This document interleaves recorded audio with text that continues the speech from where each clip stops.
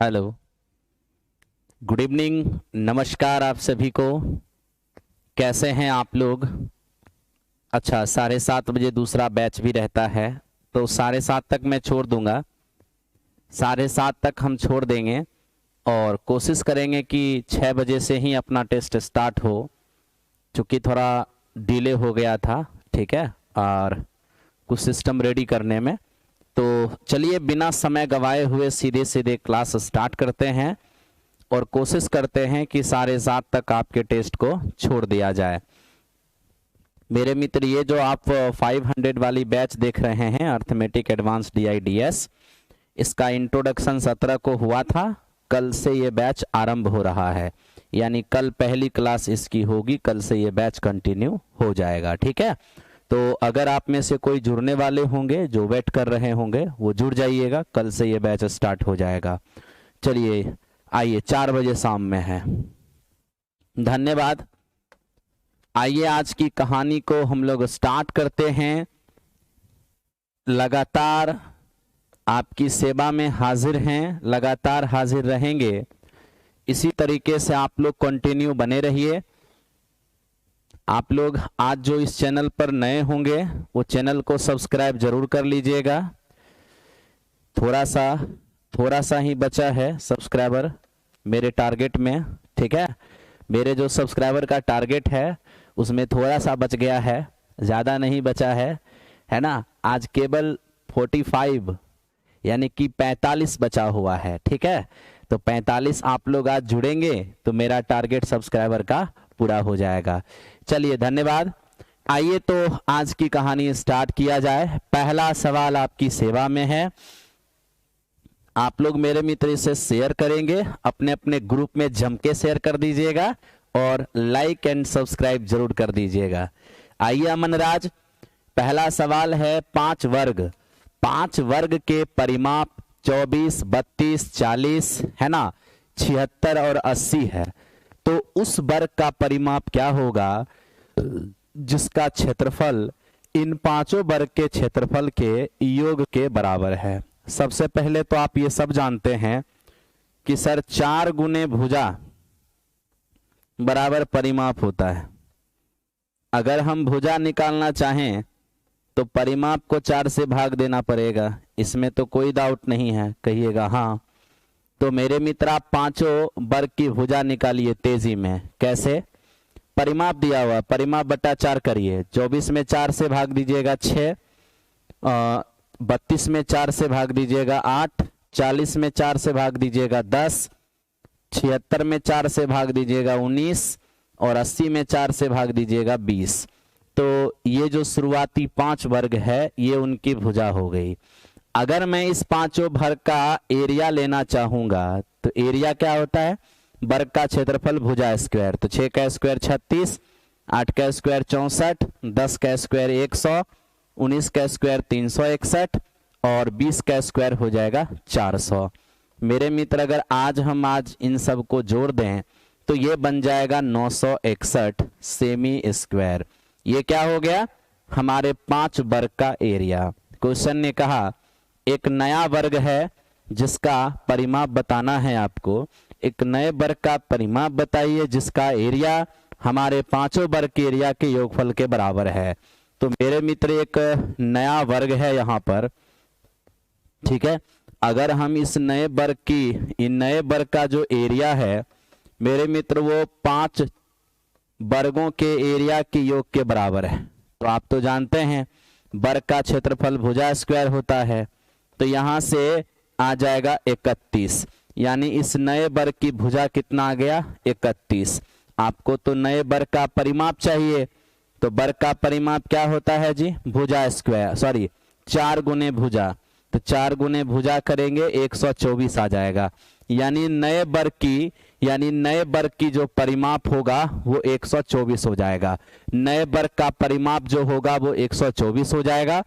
तो आप सभी के समझने के लिए मैं इतना चीज लिखा, अदरवाइज इतना चीज लिखने की कोई आवश्यकता नहीं है। ठीक है, तो चलिए, ये था आज के पहले क्वेश्चन का सॉल्यूशन। क्या इसमें कहा गया था कि मैं 5 वर्ग का परिमाप दे रहा हूं आप एक छठे वर्ग का परिमाप बताओ जिसका एरिया इस पांचों वर्ग के एरिया के योग के बराबर है। तो मैंने पांचों वर्ग के परिमाप से भुजा निकाल लिया और एरिया निकाल लिया। ये एरिया एक नए वर्ग के एरिया के बराबर है, इससे नए वर्ग की भुजा आ गया और अब नए वर्ग का परिमाप आ चुका है। चलिए दोस्त, क्वेश्चन नंबर नेक्स्ट आज का है ये दूसरा सवाल। ध्यान से आप लोग इसे देखिए। मेरे मित्र, आप सभी को पता होगा a sin थीटा प्लस या minus b cos theta equals to c, ठीक है। अब यहां पर क्या किया जाएगा, a के गुणांक को साइन के गुणांक को cos के साथ लगा दिया जाएगा और cos के गुणांक को साइन के साथ लगा दिया जाएगा, ठीक है। पूछेगा, देगा प्लस में तो पूछेगा माइनस में, देगा माइनस में तो पूछेगा प्लस में। अगर इसके बराबर मान लिया जाए x, हम x मान लिए, हालांकि हमसे पूछा यही जाएगा, हमसे मेरे मित्र पूछा जाएगा कितना बराबर क्या होगा, तो हम इतना बराबर मान लेते हैं x। अब कुछ नहीं करना है, उसको भी स्क्वायर करिए, इसको भी स्क्वायर करिए, दोनों को दोनों तरफ स्क्वायर करके जोड़ दीजिएगा तो आपके पास एक रिजल्ट आएगा। क्या? साइन और कॉस के गुणांकों के वर्गों का योग बराबर बराबर वाले टर्म के वर्गों का योग। तो मेरे मित्र यही यहां से रिजल्ट आता है। आप गौर फरमाइएगा, इसका कोफिशिएंट कुछ नहीं तो 1, इसका भी 1, देखिए बिल्कुल 1 है ना। तो अब ये बताइए सर, दिया है माइनस में, पूछा है प्लस में, तो इसके बराबर कुछ नहीं तो क्या मान लीजिए, x मान लीजिए। तो कैलकुलेशन क्या बनेगा, साइन और कॉस के जो कोफिशिएंट हैं, साइन और कॉस के जो गुणांक हैं, उनके वर्गों का योग बराबर होगा बराबर वाले टर्म के वर्ग का योग। इसका स्क्वायर करेंगे तो 3/4 और मेरे मित्र इसका स्क्वायर करेंगे तो x स्क्वायर, ये हो जाएगा 2 और ये -3/4 बराबर x स्क्वायर। तो यहां से x स्क्वायर का मान आएगा 5/4, यहां से x निकालेंगे तो मेरे मित्र ये √5 कितने हो जाएंगे, 2 हो जाएंगे। √5 कितने हो जाएंगे, 2 हो जाएंगे। तो इस क्वेश्चन का आंसर ऑप्शन नंबर बी हो जाएगा। इस क्वेश्चन का आंसर ऑप्शन नंबर बी हो जाएगा। विशाल कुमार हैं, विक्रांत कुमार गुप्ता हैं, स्वास्तिक जी हैं, सभी को नमस्कार है, सभी को गुड इवनिंग है। आइए चलिए चलते हैं नेक्स्ट क्वेश्चन की ओर। क्वेश्चन नंबर 3, ठीक है।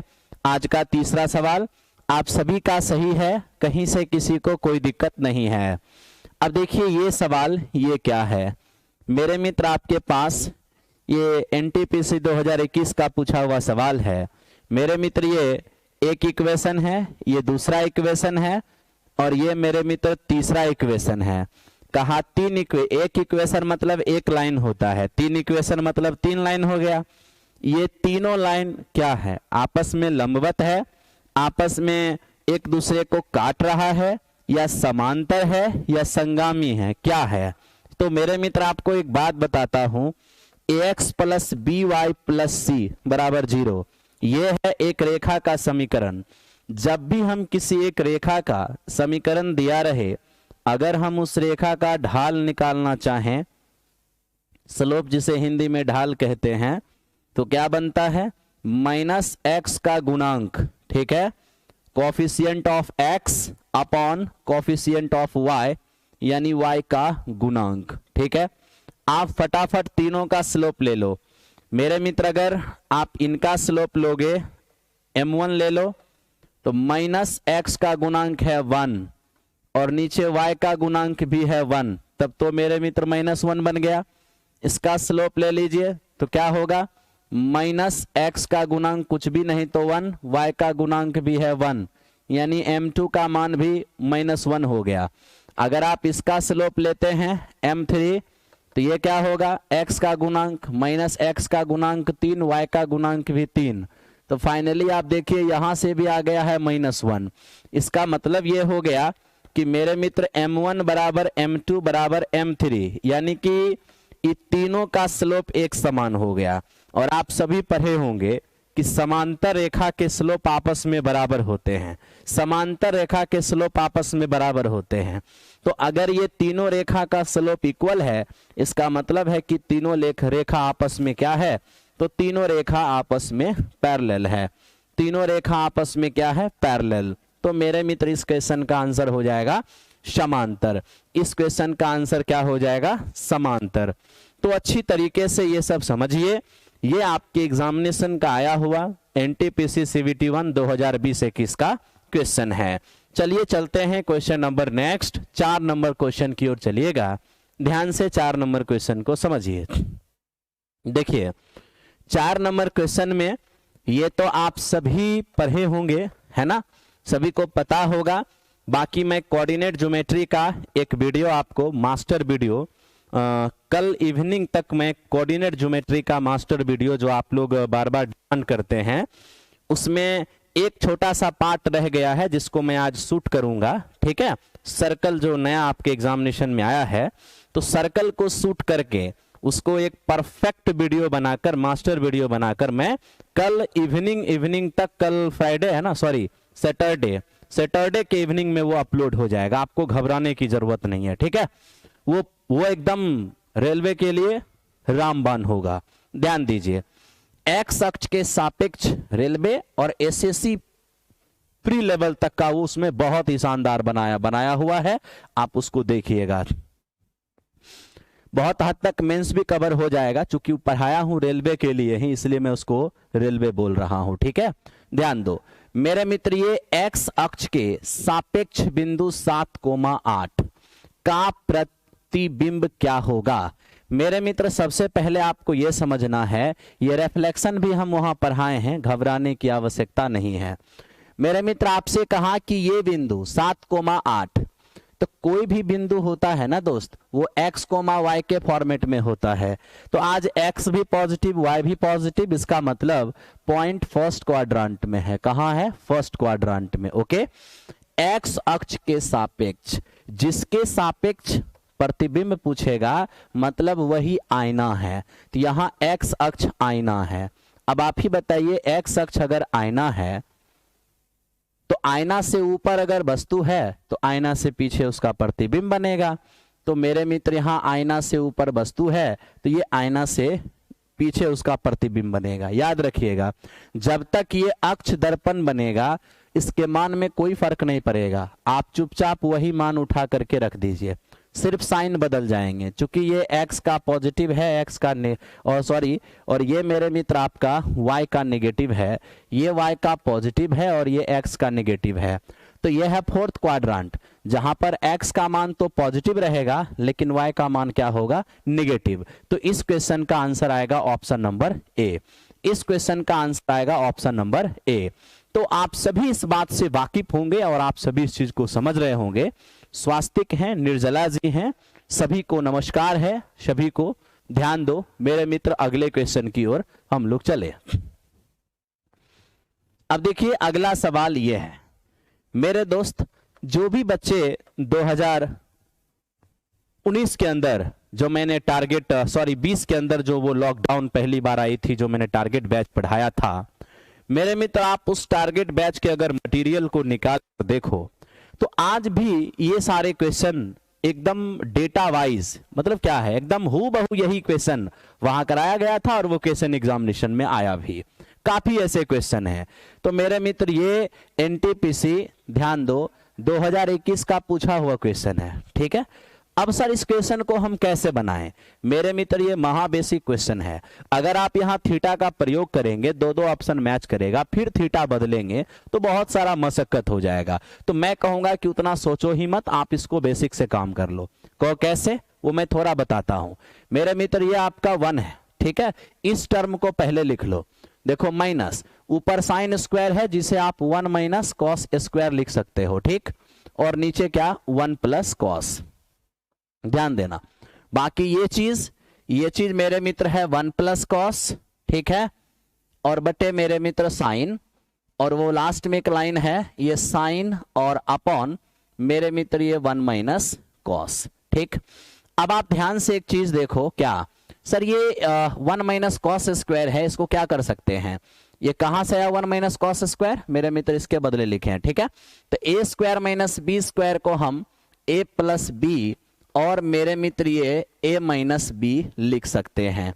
आप गौर से देखो, इससे ये चीज कट गया तो बचेगा यहां से 1, इस माइनस से अंदर गुना होगा तो -1 हो जाएगा और माइनस माइनस मेरे मित्र प्लस ये कॉस हो जाएगा। जहां तक रही बात इसकी, तो इसके लिए समझो, इसके लिए आप एलसीएम लीजिए, एलसीएम लीजिएगा, ये साइन इंटू हो जाएगा 1 माइनस कॉस, ध्यान दीजिएगा सिर्फ। अब क्या होगा, इसका गुना इसमें होगा तो साइन इंटू साइन होगा साइन स्क्वायर थीटा। अब जरा इधर देखिए, इसका गुना इसमें होगा तो a plus B into A minus B होगा A square minus B square, तो 1 माइनस कॉस स्क्वायर क्या बन जाएगा, ये भी साइन स्क्वायर बन जाएगा। कैसे आया, इसका गुना इससे किए हैं तो a plus B into A minus B हो जाएगा A square minus B square, तो 1 माइनस कॉस स्क्वायर हो जाएगा साइन स्क्वायर। अब कहोगे सर साइन स्क्वायर में से साइन स्क्वायर कट ही गया, साइन स्क्वायर में से साइन स्क्वायर घट ही गया, तो क्या रह गया, जीरो। जब ऊपर में ही जीरो है तो नीचे तो जीरो है नहीं, लेकिन न्यूमरेटर जीरो होने से इसकी कहानी ही क्या हो गया, खत्म हो गया। तब तो दोस्त 1 में से 1 चला गया तो सिर्फ और सिर्फ क्या बच गया, कॉस थीटा। तो इस क्वेश्चन के आंसर क्या हो गए, cos theta. Option number C इस क्वेश्चन का, सॉरी बी इस क्वेश्चन का आंसर हो गया। ऑप्शन नंबर बी इस क्वेश्चन का आंसर हो गया। इसी तरीके से आपको काम करना होगा, इसी तरीके से चलना होगा, और मेरे मित्र उन तमाम क्वेश्चन को ढूंढ ढूंढ के आपको करना होगा जिसके वजह से मामला गड़बड़ हो जाता है। दोस्त मेरे, अब वो समय नहीं है कि मैं आपको शिफ्ट बाय शिफ्ट क्वेश्चन कराऊं। अगर अभी भी आप शिफ्ट बाय शिफ्ट क्वेश्चन करते हैं तो फिर वो तैयारी नहीं, अच्छी तैयारी नहीं माना जाएगा। अभी आपको चुन चुन के क्वेश्चन, सिलेक्टेड क्वेश्चन करने होंगे, और मतलब अभी अगर शिफ्ट वाइज करते हैं तो वो समय गंवाना कहलाएगा, ठीक है ना। चलिए आइए नेक्स्ट क्वेश्चन। अब दोस्त मेरे इस क्वेश्चन को समझो, बेहतरीन तरीके से समझना। देखिए क्वेश्चन कह रहा है कि सर जब ये और ये, जब इन तीन संख्या को एक बड़ी संख्या x से विभाजित किया जाता है तो प्रत्येक मामले में, यानी हर स्थिति में रिमाइंडर एक समान, और वो क्या बचता है, y बचता है। प्रत्येक मामले में y बचने का मतलब x से इसमें भाग दिए तो भी y, x से इसमें भाग दिए तो भी y, और x से इसमें भाग दिए तो भी y ही शेष आया। तो बताइए सर x माइनस y का मान क्या होगा। तो सबसे पहले ये देख लो, 1162 मेरे मित्र 1134 और ये है 1182। ये तीन ऐसी संख्या है जिनमें एक बड़ी सी बड़ी संख्या से भाग दिए हैं तो एक समान शेष आया है। आप HCF में पढ़ते होंगे, वह बड़ी सी बड़ी संख्या ज्ञात करें जिससे x, y और z को विभाजित किया जाए तो प्रत्येक दशा में समान शेष बचे। अगर वो शेष r दिया हुआ है तो सब में से r घटा के HCF लेते हैं, लेकिन सिर्फ ये कह दे कि प्रत्येक दशा में समान शेष बचे, क्या शेष बचे ये आपको पता नहीं चलता है। तो मेरे मित्र आप दोनों ही कंडीशन में एक छोटा सा कंडीशन पढ़ते हैं और कहते क्या है, सर अगर प्रत्येक दशा में समान शेष बचेगा ना तो ऐसी स्थिति में इसका अंतर और मेरे मित्र इसका अंतर, इन दोनों का जो भी अंतर आएगा उसका HCF ले लेंगे, वही होगा वो नंबर जिससे हम भाग देंगे। तो आज इन दोनों का, इन दोनों का डिफरेंस लोगे 96 हो जाएगा, इन दोनों का डिफरेंस लोगे 48 हो जाएगा। अब मैं आपसे पूछता हूं मेरे मित्र अंतर बढ़िया से लो, 4 में से 2 गया तो 2 हो जाएगा, और ये 13 में से 6 गया तो 7, 72 हो जाएगा। तो इन दोनों का अंतर 72 हो गया, इन दोनों का अंतर 48 हो गया, है ना। तो अब क्या कहते हैं, इन दोनों का अंतर और इन दोनों का अंतर लेकर, और मेरे मित्र आप इन दोनों का HCF ले लीजिए। तो इन दोनों का HCF लेंगे ना तो इन दोनों का जो भी HCF आएगा यही वो संख्या होगी जिससे आप इन तीनों में भाग देंगे तो समान शेष बचेगा। तो देखिए जिससे भाग दिया जा रहा था वो तो x था, तो मेरे मित्र ये हमारे x का मान हो गया। अब इससे तीनों में भाग दे रहे हैं तो शेष y आ रहा है, तो भाग दीजिए। तो 24 चौके 96 बचेगा यहां से कितना, 4 और 6 10, 10 पर 2 102, 24 छके 96, यानी यहां रिमाइंडर कितना बचेगा 6। आप इससे इसमें भी भाग दे दो, देखो रिमाइंडर 6 ही आएगा। आप इससे इसमें भी भाग दे के देखो रिमाइंडर 6 ही आएगा। तो प्रत्येक स्थिति में जो रिमाइंडर आ रहा है आप उसे क्या बोले हो, y। तो मेरे मित्र आपसे पूछा कि x माइनस y का मान क्या होगा, तो x हमारा कितना, तो कहोगे सर x हमारा 24 है, y हमारा 6। तो इस क्वेश्चन का आंसर क्या हो गया 18। इस क्वेश्चन का आंसर क्या हो गया 18। चलिए बहुत बढ़िया। प्लीज सर टूटी 30 को भी यूट्यूब पर दीजिए। अच्छा, मैं उस विषय में सोच रहा हूं कि एक क्लास आपको हम टॉपिक वाइज भी प्रदान करें, बस थोड़ा ठंड ज्यादा है मेरे मित्र, 2 दिन वेट कर लीजिए, ठीक है। सुबह में क्लास डिले हो जा रहा है, हम टूटी 30 भी आपको यूट्यूब चैनल पर लेके आएंगे। वही टाइम रहेगा जिस टाइम में हम शुरू किए थे, तो सुबह में टॉपिक वाइज हो जाएगा और शाम में ये मिसलेनियस हो जाएगा। आप टेंशन मत लीजिए, बस 1-2 दिन का वक्त दीजिए, ठीक है। चलिए दोस्त, इसको देखिए। अब मेरे मित्र थोड़ा एडजस्ट कर लेते हैं बैच को, टाइम निकालना पड़ेगा। एक व्यक्ति, ध्यान देना, एक व्यक्ति की वार्षिक आय में 1.2 लाख की उछाल आती है। एक व्यक्ति जो पहले कमाता था उसमें 1.2 लाख की उछाल आ गया, जिसके वजह से उसको टैक्स पहले 12% देना पड़ता था, लेकिन अब वो केवल 10% टैक्स देता है। लेकिन क्वेश्चन ने कहा कि परसेंटेज में भले ही वो टैक्स कम देता है, लेकिन एक्चुअली रिजल्ट क्या है कि जितना वो कर पहले देता था उतना ही कर वो आज भी देता है। यानी वह उतना ही कर देता है जितना कर वो पहले देता था। तो बढ़ी हुई इनकम क्या होगी मेरे मित्र? उसकी पुरानी इनकम को हम एक्स मान लेते हैं, नया इनकम 1.2 लाख बढ़ गया, यानी x + 1.2 हो गया। ये उसकी पुरानी इनकम है, ये उसकी नई इनकम है। तो पुरानी इनकम पर वो 12% टैक्स देता था, जबकि नए इनकम पर वो केवल 10% टैक्स देता है। तो ये टैक्स परसेंटेज में भले ही अलग अलग नजर आ रहा है, लेकिन क्वेश्चन ने इसे इक्वल कहा है। अब मेरे मित्र जैसे ही इक्वल करेंगे, ये हमारा 12x हो जाएगा और यहां पर ये 10x + 12, मेरे मित्र x का मान क्या आ जाएगा? x का मान यहां 6 आ जाएगा। यानी उसकी पहली, मतलब उसके पहले जो इनकम था वो 6 लाख था, लेकिन हमसे क्या कहा? उसका बढ़ा हुआ इनकम बताइए। तो मेरे मित्र बढ़ा हुआ इनकम क्या होगा? तो मतलब है कि उसका आपको न्यू इनकम बताना है। अगर हम न्यू इनकम बनाते हैं तो मेरे मित्र उसका पहले इनकम 6 और बढ़ गया 1.2, यानी नया इनकम 7.2 हो जाएगा। ऑप्शन नंबर बी हो जाएगा नया ऑप्शन। मेरे मित्र ये 7.2 हो जाएगा, ठीक है मेरे दोस्त। आप लोग भले ही यह जो भी चीजें हुई हो, लेकिन मेरे दोस्त अंत भला तो सब भला होगा। जो भी चीजें हुई हो, मतलब इरेगुलर मैं रहा होऊंगा, इस बात को मैं मानता हूं, लेकिन रेगुलरिटी मेंटेन करने के लिए या आप सभी को एक अच्छे जोन में पहुंचाने के लिए अगर हमें 2 बार भी YouTube चैनल पर क्लास लेना पड़े तो कोई बात नहीं है, हम उसके लिए तैयार हैं। टूटी 30 भी बहुत जल्द स्टार्ट करेंगे, ठीक है। चलिए आइए नेक्स्ट। अब मेरे मित्र आप इसको देखो, ये क्या है, एकदम ध्यान से देखना। एक दुकानदार अपनी अंकित मूल्य को 18% से क्या करता है? छूट देता है। अंकित मूल्य पर 18 का छूट देता है, फिर भी उसे 23% का लाभ होता है। यदि वह वस्तु के बिक्री पर 18.40 का लाभ कमाता है तो वस्तु का अंकित मूल्य क्या होगा? आप घबराओ मत, पहले मेरे मित्र वस्तु खरीदते हैं, फिर उसको हम दाम बढ़ा के MRP बनाते हैं, फिर उस पर छूट दे करके बेच देते हैं। तो क्या कहा? 18% से छूट दिया जाता है। तो छूट तो MRP पे दिया जाता है ना। तो 18% की छूट का मतलब हुआ 9/50, यानी मेरे मित्र MP 50, जिस पर 9 की छूट, यानी बेचा गया 41 में। इससे उसको क्या हुआ? 23% का लाभ हो गया। 23% का लाभ, यानी मेरे मित्र 23/100, इतने का उसको प्रॉफिट हो गया। तो प्रॉफिट तो CP पर होता है ना। तो मेरे मित्र CP 100, अगर वो 23 की प्रॉफिट पर बेचा है, यानी वो बेचा 123 में होगा। अब आपसे मैं एक ही बात कहूंगा, क्या सर वस्तु एक ही है तो एक ही बार बेचा भी गया है, तो एक ही बार बेचा जाएगा तो बिक्री मूल्य तो एक समान दिखना चाहिए, लेकिन यहां दिख नहीं रहा है, एक समान करना होगा। तो इन दोनों को समान करना है तो इन दोनों का एलसीएम लीजिए। तो इन दोनों का एलसीएम होगा 123। ये 123 है ही, इसको 123 बनाने के लिए 3 से गुना करिए, उधर 3 से गुना कीजिएगा तो इधर भी 3 से गुना करना होगा, क्योंकि बीच में रेशियो है। बस हो गया, ये SP इक्वल हो गया ना, कहिएगा हाँ।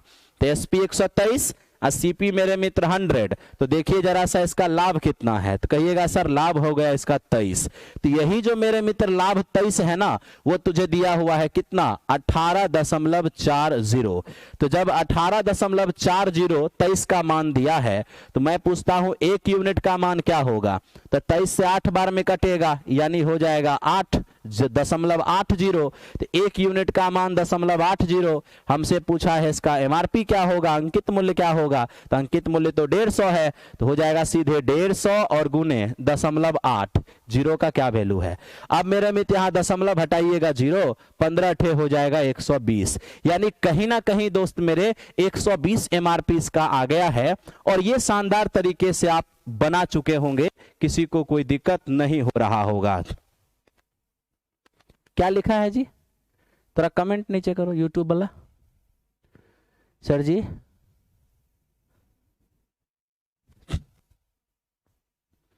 हाँ मेरे दोस्त, टेम्परेचर तो बहुत नीचे है, ये बात तो सत्य है।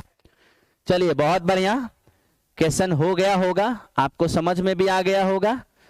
चलते चलिए, लगातार बढ़ते चलिए और मैं चीजों को आगे बढ़ाता चलता हूं, ठीक है। हो गया ना, चलिए वेरी गुड मेरे मित्र। अब आइए क्वेश्चन नंबर 9 पर। देखिए फिर यहां भी कुछ वही कहानी है, आप इसको पढ़िए। किसी वस्तु को उसके एक क्रय मूल्य से 25% बढ़ाकर एमपी बनाया जाता है, फिर एमपी पर x% की छूट दी जाती है, उसके बावजूद भी उसे इतने प्रतिशत का लाभ होता है। तो बताइए सर, हमने आखिर वो छूट दिया है कितना, x का मान क्या होगा। सर एक ही तरीका से बनाओ ना, हर क्वेश्चन के लिए अलग अलग मेथड क्यों। आप तो जानते हो कि पहले खरीदते हैं, फिर बना करके एमपी बनाते हैं, फिर उस पर छूट दे करके फाइनली बेच देते हैं। तो आप ये देखिए 25% अधिक अंकित किए हैं, यानी 25% से बढ़ाकर एमआरपी बनाए हैं। तो ये देखिए, ये आपको दिया हुआ है कि सर 25% से बढ़ाकर एमआरपी बनाए हैं, यानी एमआरपी 1/4 से बढ़ा के बनाए हैं। तो 1/4 से बढ़ाने का मतलब हुआ कि खुद खरीदे थे हम 4 में, और 1 बढ़ा के एमपी बनाएंगे तो एमपी बनाएंगे 5। ठीक है, आगे कह रहा है कि हमें इतने का लाभ हुआ। तो मेरे मित्र 5.5% का मतलब क्या होगा, इसका मतलब होगा 55/1000। ठीक है, बोले तो 11 बटे कितना, 200। तो 11/200 का लाभ होना, इसका मतलब है कि सीपी था 200 और 11 का लाभ हो गया। तो मेरे मित्र सीपी था 200 और 11 का लाभ हुआ है, यानी हम बेचे हैं 211 में। अब आपसे हम पूछना चाह रहे हैं कि वस्तु एक ही है, तो क्या उसका सीपी अलग अलग हो सकता है। नहीं सर, सीपी इक्वल होना चाहिए। अगर सीपी इक्वल होना चाहिए, 200 है, इसको भी 200 बनाओ।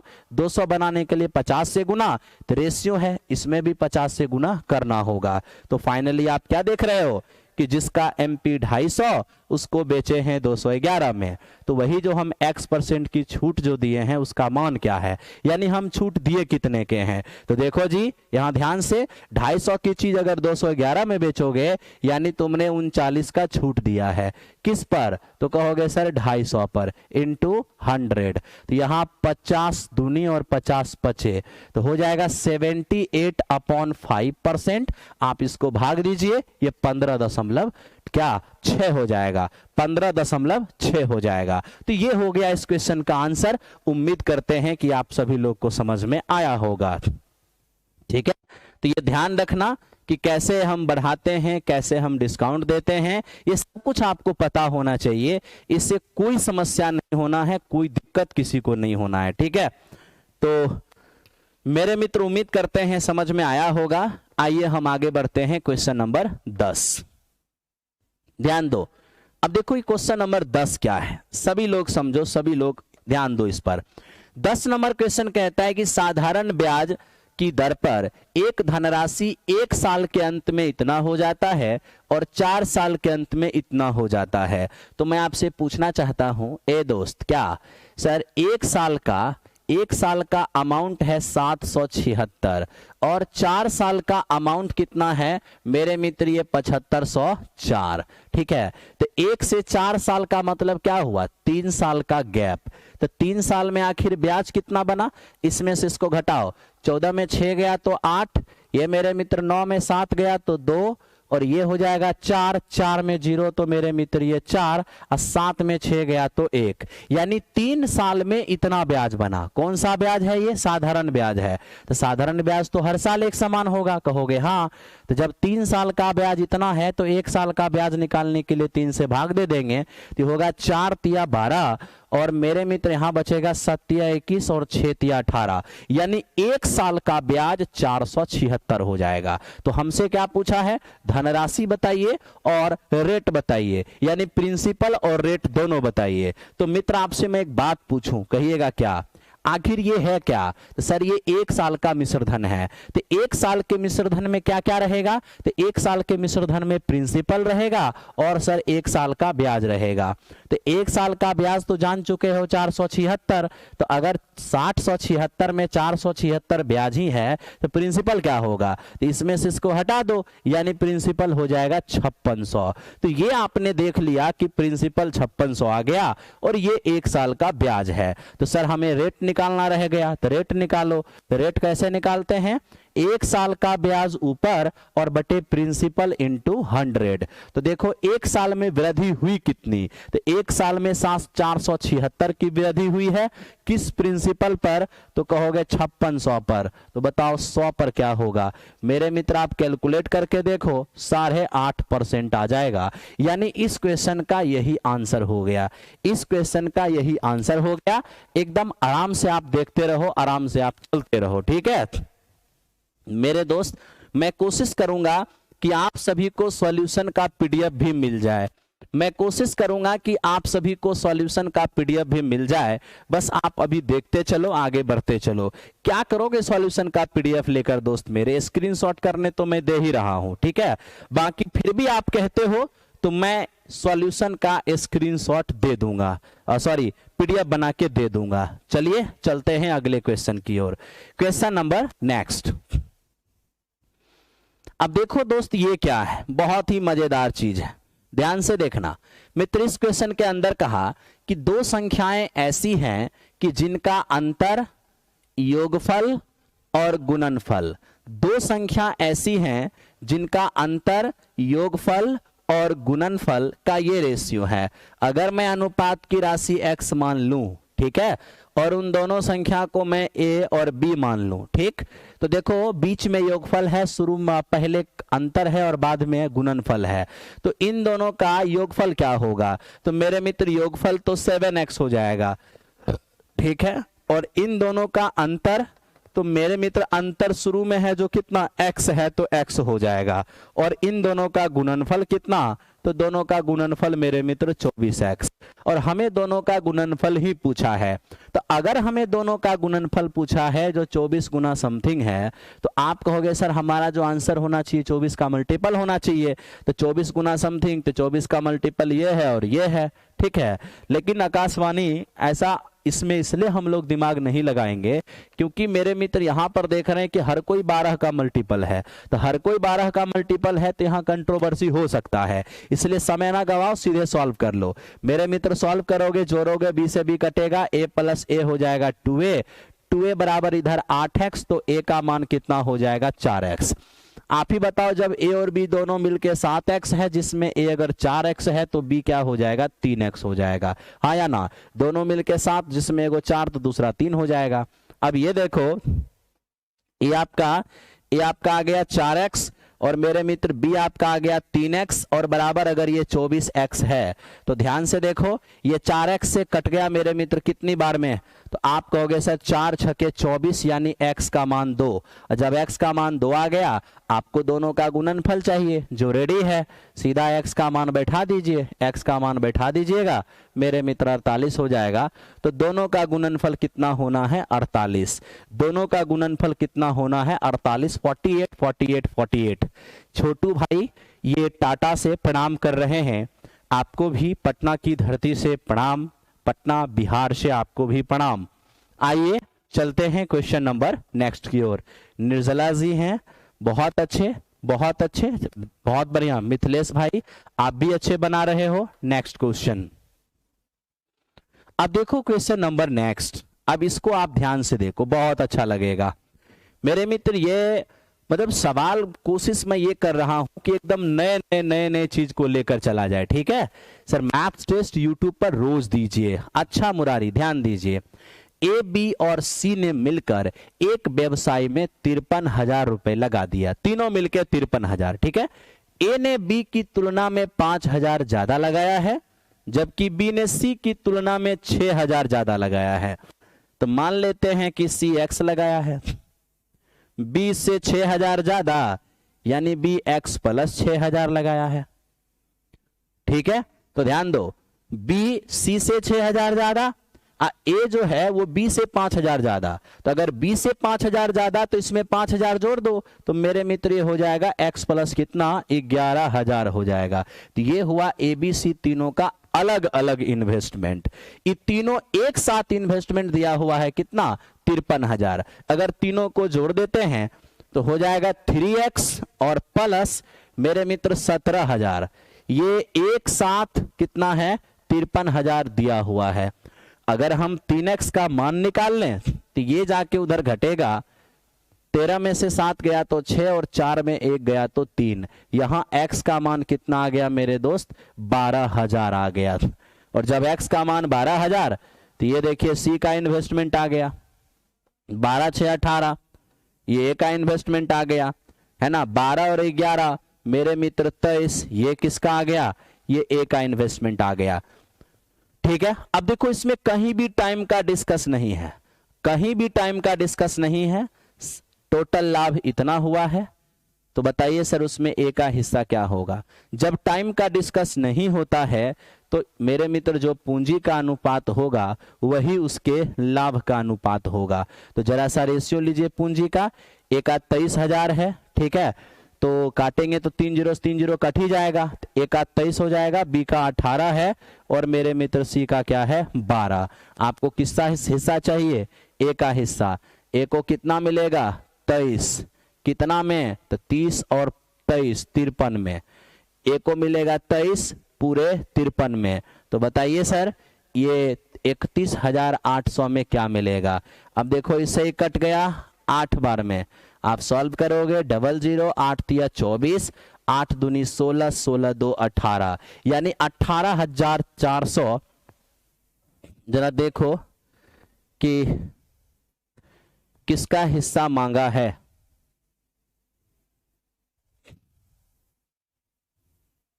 किसका हिस्सा मांगा है मेरे मित्र ए का हिस्सा मांगा है। कहीं मिस्टेक हो गया क्या। ए ने बी की तुलना में 5,000 ज्यादा, अच्छा ठीक है, और बी ने सी की तुलना में 6,000 अधिक, तो बी ने सी की तुलना में 6,000 अधिक, ठीक है, और ए ने बी की तुलना में 5,000 अधिक, यानी x x plus 6,000 x plus 11,000 मेरे मित्र हम यहां कर दिए।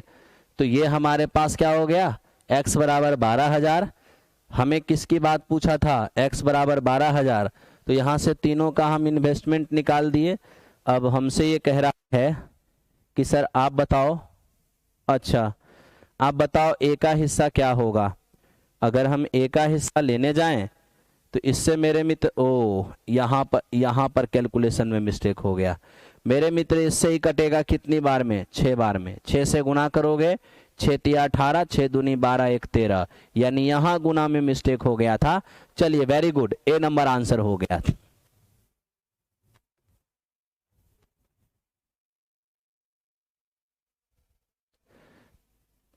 अच्छे से काटते नहीं है, अच्छा अच्छा ठीक है ठीक है ठीक है ठीक है, कोई बात नहीं कोई बात नहीं, ध्यान दो मेरे दोस्त ध्यान दो। चलो चलते हैं अगले क्वेश्चन की ओर, क्वेश्चन नंबर नेक्स्ट। अब मेरे मित्र इस क्वेश्चन पे आओ और इसको बढ़ो आगे, ठीक है। अब देखो ये क्वेश्चन क्या है, ए कोई काम 10 दिन में, बी उस काम को 12 दिन में कर सकता है। दोनों मिलकर 3 दिन तक काम किया, उसके बाद बी ने काम करना छोड़ दिया और ए अकेला काम करता रहा। अगले 2 दिन जब ये कर लिया है ना, बी के छोड़ने के बाद 2 दिन और ए कर लिया, उसके बाद सी आया और सी के आने के बाद अगले 2 दिन में पूरा काम खत्म हो गया। कहता है सी अकेला अगर काम करना चाहे तो कितने दिन में करेगा। मेरे मित्र ये देखो, ए किसी काम को 10 दिन में करता है और बी उस काम को 12 दिन में। तो सबसे पहले टोटल वर्क 10 और 12 का एलसीएम 60। 10 दिन में 60 काम, 1 दिन में 6, और 12 दिन में 60 काम, 1 दिन में 5। आपसे मेरे मित्र ये कहा गया कि सर ए और बी दोनों एक साथ स्टार्ट किया काम करना और 3 दिन काम किया, ठीक है। तो दोनों मिलकर 1 दिन में 11 काम करेगा, तो 3 दिन कितना, 3 दिन में 33 काम करेगा, ठीक है। इसके बाद मेरे मित्र क्या है, बी काम करना छोड़ दिया लेकिन ए काम करता रहा और अगले 2 दिन तक काम किया। तो ए 1 दिन में 6 काम करेगा, तो 2 दिन में कितना काम करेगा, 12 काम करेगा, ठीक है जी, 12 काम। इसके बाद ए के साथ में कौन आ गया, सी, और ए के साथ में सी आकर के शेष काम।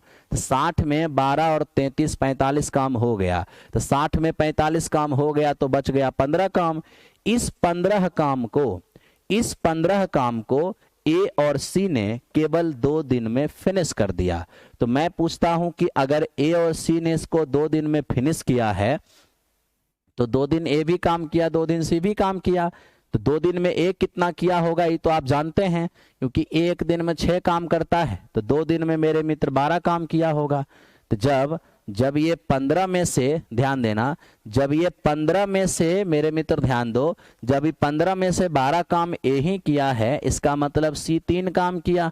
तो सी ने काम किया है 3, कितने दिनों में, तो मेरे मित्र 2 दिन में। तो जो 2 दिन में 3 काम करेगा वो क्या, तो वो मेरे मित्र 1 दिन में कितना, तो आप कहेंगे 1.5 काम वो पर डे करेगा। और किसी के प्रतिदिन के काम को ही क्षमता कहते हैं, ये सी का क्षमता हो गया। अब सी इसी क्षमता से पूरा काम करना चाहता है, तो काम करना है कितना, काम करना है 60, और ये इसकी क्षमता कितनी है 1.5। मेरे मित्र यहां से सॉल्व करेंगे तो ये 15 चौके 60 कितना समय लगेगा, 40 दिन का समय लगेगा। इस क्वेश्चन का आंसर 40 हो गया। 40 दिन का समय लगेगा, इस क्वेश्चन का आंसर 40 हो गया। चलिए, राहुल कुमार हैं, वाल्मीकि जी हैं, संजय जी हैं, अंकित जी हैं, निर्जला जी हैं, विक्रांत कुमार गुप्ता जी हैं। वेरी गुड, सभी लोग बना रहे हैं, सभी लोग चल रहे हैं आगे। चलिए क्वेश्चन नंबर नेक्स्ट की ओर चलते हैं। आइए ध्यान दीजिए, वेरी गुड। मेरे मित्र अगला सवाल देखिए, ये क्या है, इसको समझने की कोशिश करिएगा। देखिए दोस्त, ये कह रहा है किसी नदी में एक ही किनारे 2 बिंदु P और R है, जिसके मध्य बिंदु क्या है, Q। तो नदी के एक ही किनारे पर 2 बिंदु है, एक P है और एक R है। कहा, इसके एकदम मिडिल में मेरे मित्र Q है, एकदम इसके मिडिल में कौन है, Q। अब आपसे कहा कि P से Q तक और वापस 12 घंटे में आ जाती है।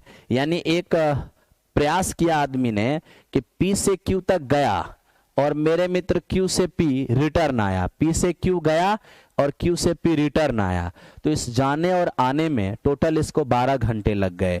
यानी मेरे मित्र आधा जाने और प्लस आधा आने में इसको लग गया है 12 घंटे। ठीक है, आगे कहता है कि अगर वो डायरेक्ट P से R का सफर करे तो उसको 16 घंटा 40 मिनट लगेगा। यानी वो आदमी डायरेक्ट P से R का सफर करे, ध्यान दो, वो आदमी डायरेक्ट P से R का सफर करे तो उसे लगता है 16 घंटे, कितना, 16 घंटे 40 मिनट। तो अगर 16 घंटे 40 मिनट यहां से वहां जाने में लगता है, इसका मतलब क्या है, इसका मतलब है कि वो आधा और आधा में अगर कन्वर्ट करेंगे तो आधा टाइम आधा जाने में, आधा टाइम फिर आधा जाने में, तो इसका आधा क्या होगा, तो कहिएगा 8 घंटे 20 मिनट।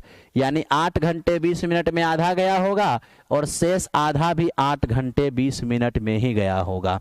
ठीक है, अब मैं आपसे पूछता हूं, हम ऐसा क्यों किए, क्योंकि एक ही डायरेक्शन में कोई जा रहा है, स्पीड अप डाउन तो होगा नहीं, तो आधा जाने में जो टाइम लगेगा शेष आधा जाने में वही टाइम लगेगा। तो जब पूरा 16 घंटा 40 मिनट है तो 8 घंटा 20 मिनट, 8 घंटा 20 मिनट। ठीक है, अब आप बताइए कि 12 घंटा में ये आधा जा करके आने में 12 घंटा लगता है, जिसमें अगर जाने में 8 घंटा 20 मिनट लगा हो, इसका मतलब आने में क्या लगा होगा, तो 12 घंटा में 8 घंटा 20 मिनट घटा दो तो मेरे मित्र ये 3 घंटा 40 मिनट लगेगा, यानी 3 घंटा 40 मिनट में ये आधा आता है। 3 घंटे 40 मिनट में ये आधा आ जाता है, 3 घंटे 40 मिनट में ये आधा आ जाता है। अब सवाल हमसे क्या पूछा, आर से पी आने में कितना टाइम लगेगा। मेरे मित्र ध्यान दीजिए, अगर ये डायरेक्ट आर से पी आना चाहे, यानी आर से ये डायरेक्ट पी आना चाहे, समझिएगा, अगर ये डायरेक्ट आर से पी आना चाहे तो क्या होगा, तो आधा, अगर डायरेक्ट ये आर से पी आना चाहेगा तो सीधा सीधा आएगा, तो गति में कोई कमी वृद्धि होगा नहीं, कहिएगा नहीं, तो फिर आधा आने में जो टाइम लगेगा अगला आधा आने में वही टाइम। तो ये आधा आने में क्या लगा वो तो नहीं जानते हैं, लेकिन अगला आधा जाने में 3 घंटा 40 मिनट, तो आधा आने में 3 घंटा 40 मिनट, तो मेरे मित्र इस आधा को आने में भी इसको 3 घंटा 40 मिनट ही लगा होगा, ठीक है। तब तो 3 घंटा 40 मिनट 3 घंटा 40 मिनट कुल मिला के कितना हो जाएगा मेरे मित्र, हो जाएगा 6 घंटा 80 मिनट। और 6 घंटा 80 मिनट का मतलब 6 घंटा और ये 80 मिनट का मीनिंग क्या है, 60 मिनट और प्लस 20 मिनट। तो मेरे मित्र 60 मिनट का मतलब तो हो जाएगा 1 घंटे और 20 मिनट का मतलब हो जाएगा कितना, 1/3 घंटे। यानी कहानी हो जाएगा 6 और 1 7, 7.1/3 घंटा। इस क्वेश्चन का आंसर ऑप्शन नंबर डी आ जाएगा। इस क्वेश्चन का आंसर ऑप्शन नंबर डी आ जाएगा। चलिए, सभी लोग, हरि किशोर जी हैं, नितेश जी हैं, संजय जी हैं, हिमांशु जी हैं, सभी को नमस्कार। सभी समझ रहे हैं, सभी चल रहे हैं। ऐसे ही मेरे मित्र निरंतर चलते रहिए और आपको बहुत मजा आता रहेगा, इसकी मैं पूरी कोशिश करूंगा, ठीक है। और 2T30 जो आप लोगों ने कहा है वो भी मेरे मित्र जल्द ही आ जाएगा, ठीक है। चलिए, अब ये 20 मिनट कैसे 1/3 हो गया, तो 20 मिनट में 60 से भाग दिए तो घंटा में बदल गया, ठीक है। आइए अब 15 नंबर क्वेश्चन पे आते हैं। मेरे मित्र देखिए, इस क्वेश्चन को आप क्या कर सकते हो, 2 तरीके से बना सकते हो। कहोगे कैसे, आप ऐसा कर सकते हो, इंग्लिश हिंदी दोनों में लिखा है, आप मेरे मित्र ऐसा कर सकते हो कि इन दोनों को जोड़ लो एलसीएम लेकर के। अगर आप इन दोनों को एलसीएम लेकर के जोड़ोगे, ठीक है, तो क्या आएगा पहले बेस से बता देते हैं, ठीक है। अगर हम इन दोनों का एलसीएम लेने जाएंगे तो देखिए a² plus x square a² plus x square, तो a² plus x square plus ax, a² plus x square minus ax। तो एलसीएम में तो ये दोनों गुना ही होगा, कहीं हाँ, तो गुना कैसे होगा, a plus B into a plus B, तो क्या बन जाएगा, a² minus b², a² minus b²। यानी मेरे मित्र हम अगर एलसीएम लेने जाते हैं तो ये हो जाएगा हमारा कितना, एलसीएम आ जाएगा हमारा a², ठीक है, a² प्लस x² का होल स्क्वायर, ठीक, और माइनस b² यानी कि ax का होल स्क्वायर। क्यों ऐसा हुआ, क्योंकि a plus B into a minus B, इसलिए a² माइनस b² हो गया। तो ये दोनों गुना होकर एलसीएम बना है, तो ये चीज मेरे मित्र यहां आएगा और ये चीज यहां जाएगा। अगर ये चीज यहां आएगा तो कंफर्म है मेरे मित्र की a², ठीक, माइनस ax और प्लस x², बीच में माइनस है तो माइनस। अब ये चीज अगर यहां जाएगा, ये चीज अगर यहां जाएगा तो ये तीनों माइनस में आएगा, इस माइनस के कारण हो जाएगा माइनस x² माइनस मेरे मित्र ax और माइनस हो जाएगा x², ठीक, और ये प्लस वो वाला एज इट इज आ जाएगा 2ax और नीचे a की पावर 4, ठीक है, प्लस a² x² और प्लस मेरे मित्र b क्या, x की पावर 4 प्लस मेरे मित्र क्या, x की पावर 4, ठीक।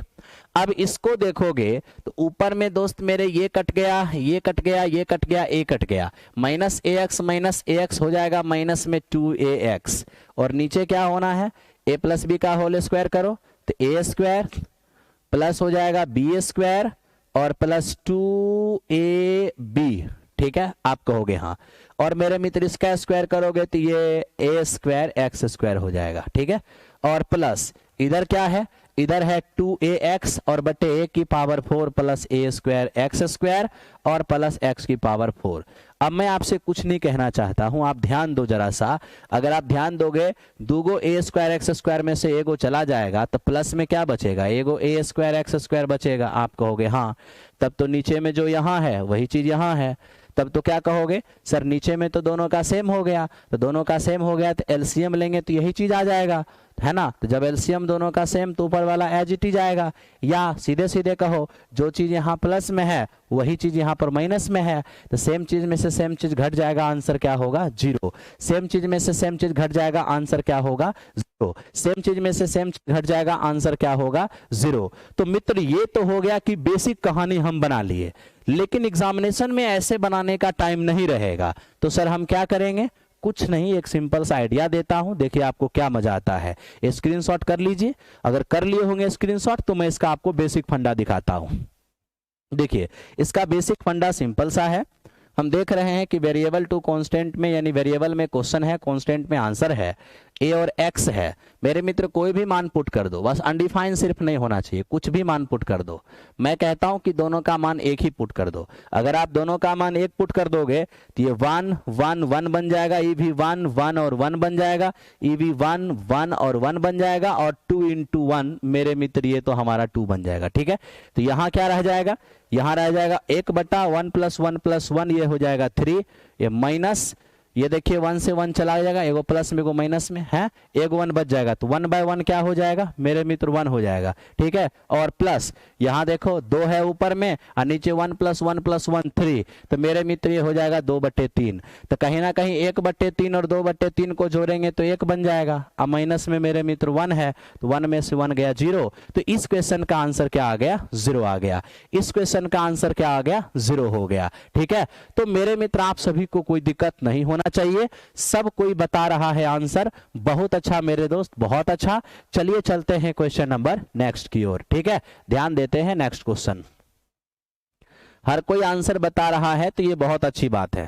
ठीक, अब देखिए ये एक क्वेश्चन है, ध्यान से देखना, इसको मैं लॉजिक से भी बताऊंगा और एक छोटा सा फॉर्मूला भी दे दूंगा, क्योंकि अगर यहाँ पर 30 डिग्री और 60 डिग्री के जगह पर, अगर 60 के जगह पर 45 आ जाएगा ना तो यही क्वेश्चन टफ हो जाएगा, फिर आप इसको डायग्राम से बनाओगे तो हालत खराब हो जाएगा। ठीक, बाकी अभी मैं आपको डायग्राम से दिखाता हूं।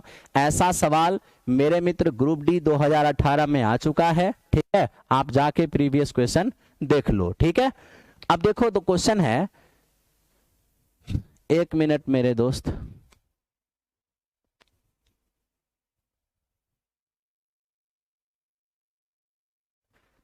हेलो, ध्यान दो। अब मेरे मित्र ये देखना अच्छे से आप लोग, ये कहता है एक झील है, ये लीजिए मेरे मित्र, एक झील है, एकदम ध्यान से देखते रहो, बहुत आपको अच्छा लगेगा। एक झील है, ये है मेरे मित्र झील का सतह।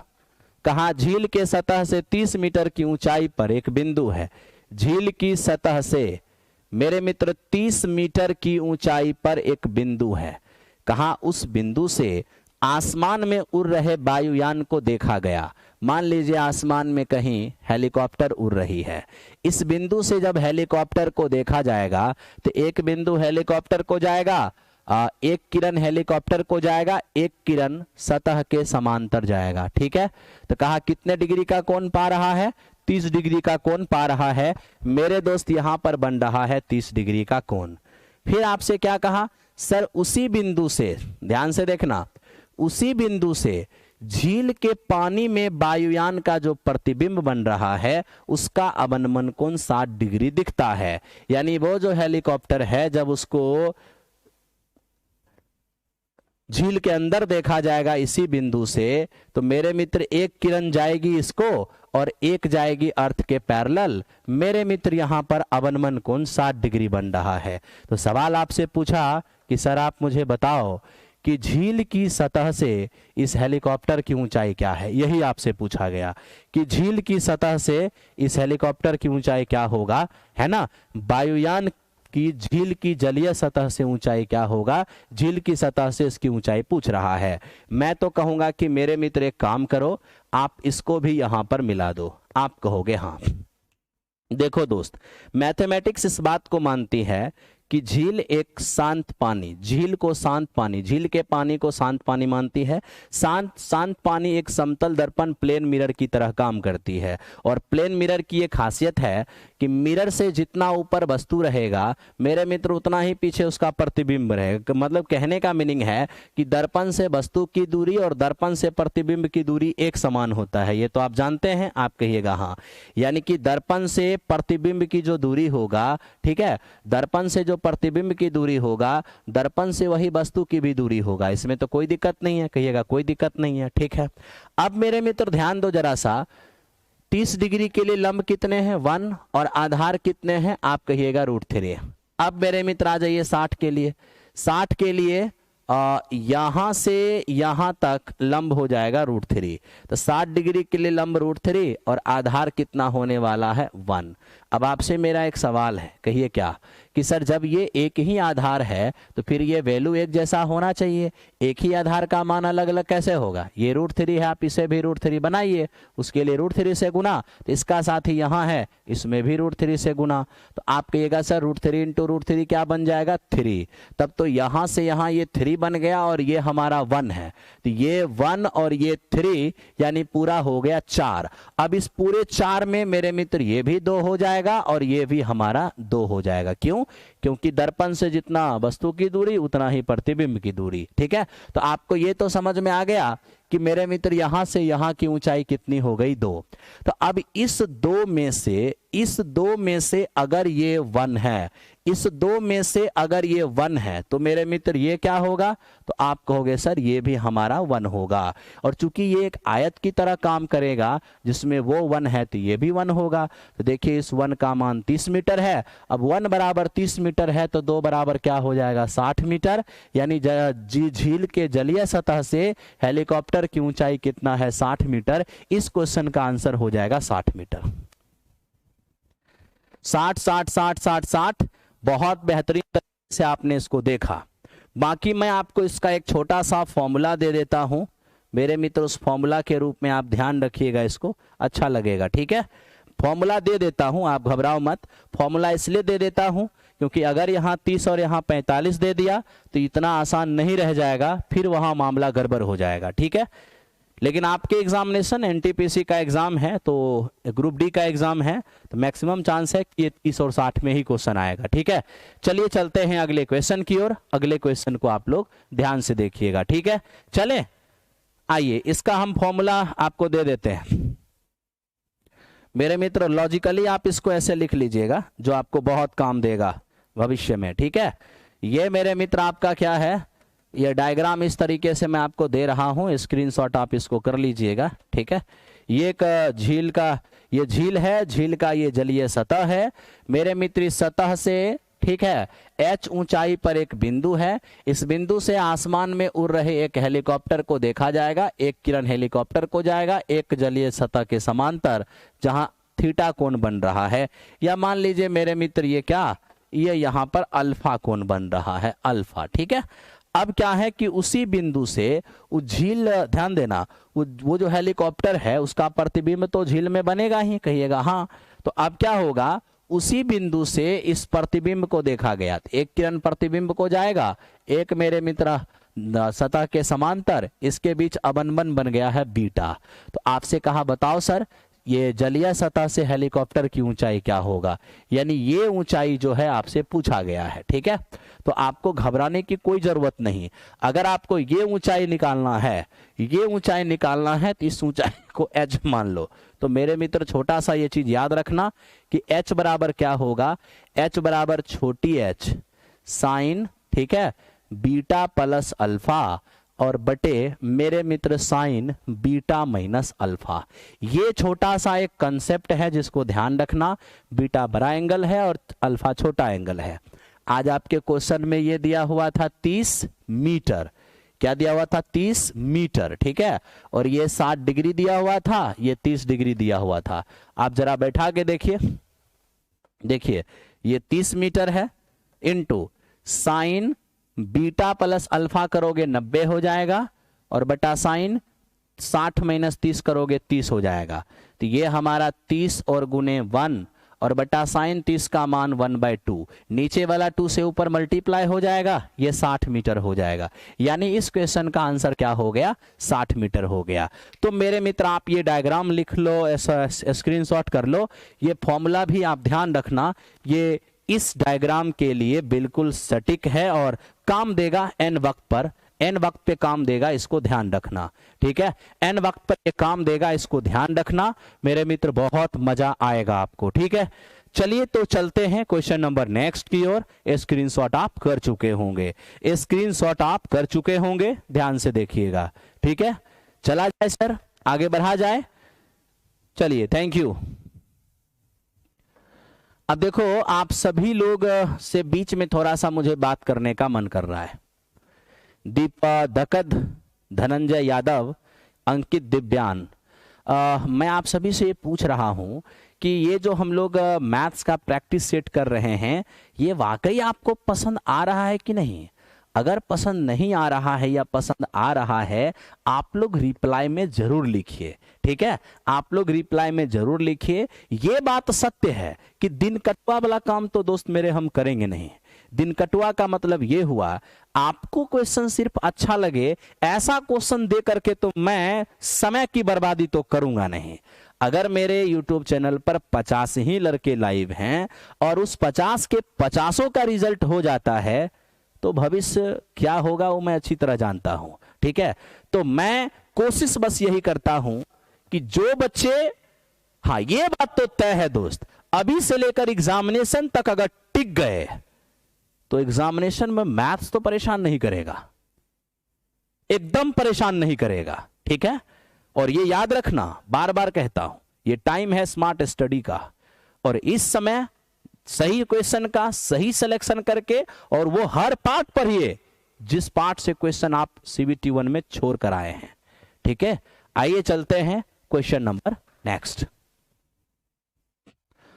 मेरे मित्र, इस सवाल को आप देखिए और बेहतरीन तरीके से समझिए। देखिए, त्रिभुज ABC में D और E, AB और BC का AB और BC पर इस प्रकार बिंदु है कि DE और AC आपस में पैरेलल है। ठीक है, तो पहले ध्यान से डायग्राम बना लो और फिर देखते हैं क्या मजा आता है। मेरे मित्र A, B, ये है C। ठीक,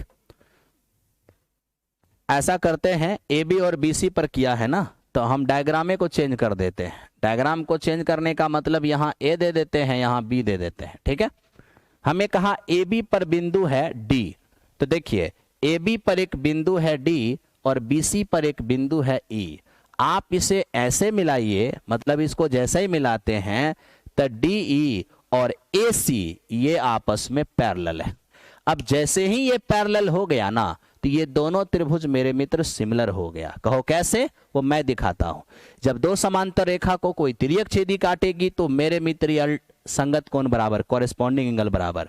जब दो पैरेलल लाइन को कोई ट्रांसवर्सल काटेगी तो मेरे मित्र ये भी कॉरेस्पॉन्डिंग एंगल इक्वल हो जाएगा। ठीक है सर, अब आप जहां ध्यान से जरा सा देखो, सभी लोग देखना, आपसे मेरे मित्र ये कह रहा हूं कि ये तो कोण दोनों में है। कहोगे हाँ, ए सिमिलैरिटी थ्योरम से ये त्रिभुज और ये त्रिभुज सिमिलर हो गया। ठीक है, अब क्या दिया है तो सर AD अनुपात BD 5:3। तो देखिए AD और BD ये दिया है 5:3। ध्यान से इसको देखना, AD और DB 5:3, तो मित्र AD और DB 5:3 हो गया, यानी ये 3 ये 5, तब तो ये पूरा क्या होगा मेरे मित्र 8।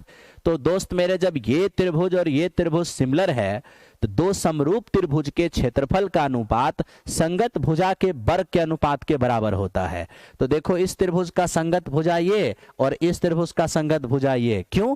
क्योंकि ये जिस कोण के सामने है ये उसी के बराबर कोण के सामने है। ठीक है, तो आप देख लो, जब संगत भुजा 3:8 हो गया तो क्षेत्रफल का अनुपात 3 का स्क्वायर और 8 का स्क्वायर हो जाएगा। तो 3 का स्क्वायर 9 इस त्रिभुज का क्षेत्रफल होगा और 8 का स्क्वायर 64 मेरे मित्र ये बड़े त्रिभुज का एरिया होगा। तो बड़े त्रिभुज का एरिया 64, जिसमें ये 9 तो ये कितना बच जाएगा, तो 64 में से, पूरे 64 में से इस 9 को हटा दो, यानी मेरे मित्र ये 55 रह जाएगा।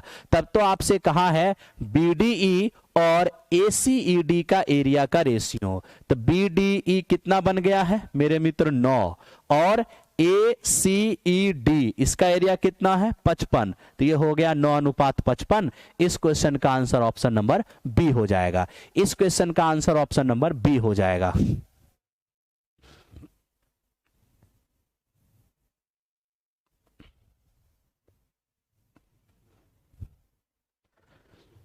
एक बात पूछना है, क्या आप NTPC CBT2 तक साथ देंगे? क्यों नहीं साथ देंगे दोस्त?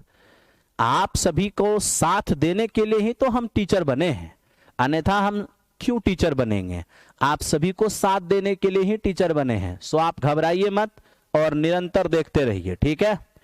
अब देखिए दोस्त, ये क्या है, एक प्रिज्म है जिसका आधार 6 सेमी भुजा वाला एक हेक्सागन है, उसमें भी रेगुलर हेक्सागन समषष्टभुज।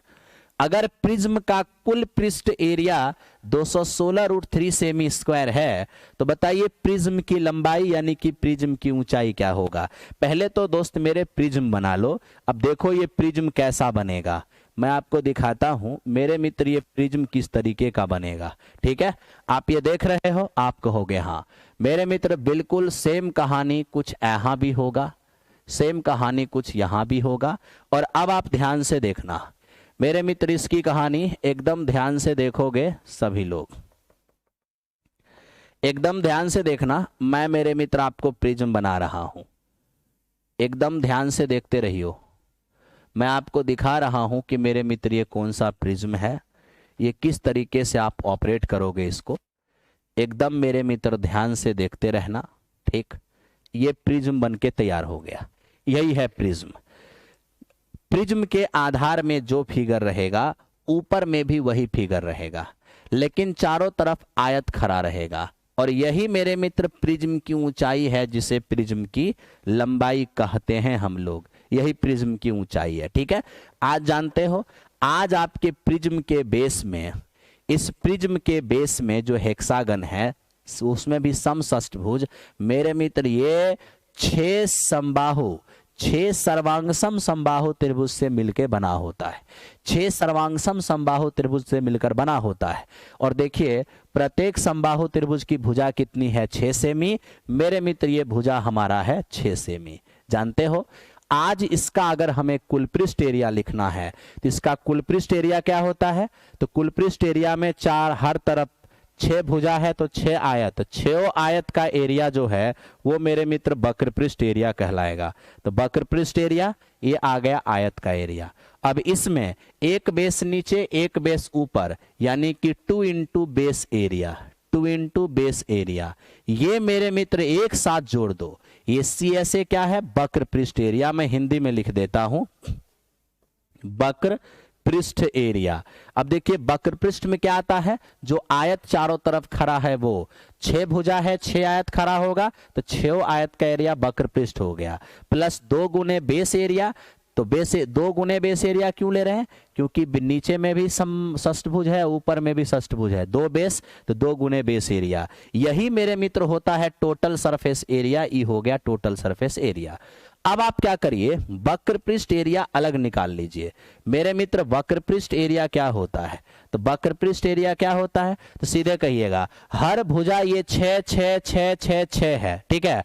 तो देखिए आधार गुने ऊंचाई 6h 6h 6x 6h 6h है ना, आधार गुने ऊंचाई तो 6 गुने h 6 गुने h 6 गुने h, ये 6 बार होगा।